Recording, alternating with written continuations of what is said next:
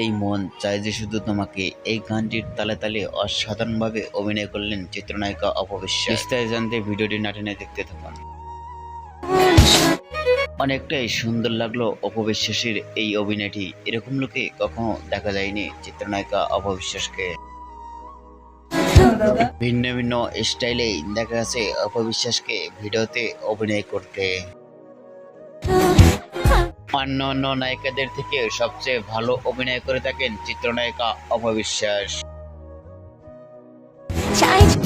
অনেকটাই সুন্দর লাগলো অপবিশ্বাসের শাড়ি পরনে অভিনয়টি।